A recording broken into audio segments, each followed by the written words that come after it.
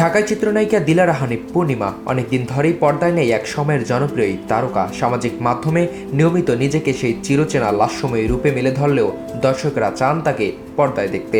কিন্তু অভিনয় ইন্ডাস্ট্রি প্রসঙ্গে জানিয়ে দিলেন নানা আক্ষেপ ও ক্ষোভের কথা। সাম্প্রতিক সময়ে কিছু ওটিটিতে পূর্ণিমাকে দেখা মেলে। অভিনেত্রীরও আগ্রহ রয়েছে ওটিটিতে কাজ চালিয়ে যাওয়ার, তবে অবশ্যই ভালো গল্প চরিত্র পেলে। এ প্রসঙ্গে সাম্প্রতিক গণমাধ্যমে এই নায়িকা বলেন, ভালো গল্প আর মানসম্মত চরিত্র পেলে এখনও কাজ করতে রাজি। তবে ওটিটি প্ল্যাটফর্মে কাজের আগ্রহ থাকলেও সিন্ডিকেট নিয়ে রয়েছে তার আক্ষেপ, যেটিকে বড় বাধা হিসাবে মনে করেন এই নায়িকা। পূর্ণিমা বলেন, ওটিটিতে কাজ করতে চাই, তবে সেখানে একটা বড় সিন্ডিকেট কাজ করে, বাইরের কাউকে সহজে জায়গা দেয় না।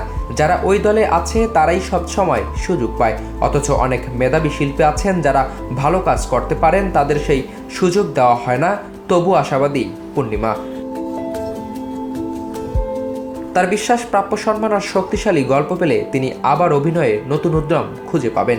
পূর্ণিমা বলেন, মহানগর কারাগার ও গোলাম মামুনের মতো কাজ তার ভালো লেগেছে। অভিনেত্রীর ভাষায়, এ ধরনের গল্পে সুযোগ পেলে অভিনয়ে নতুন করে প্রাণ ফিরে পেতাম।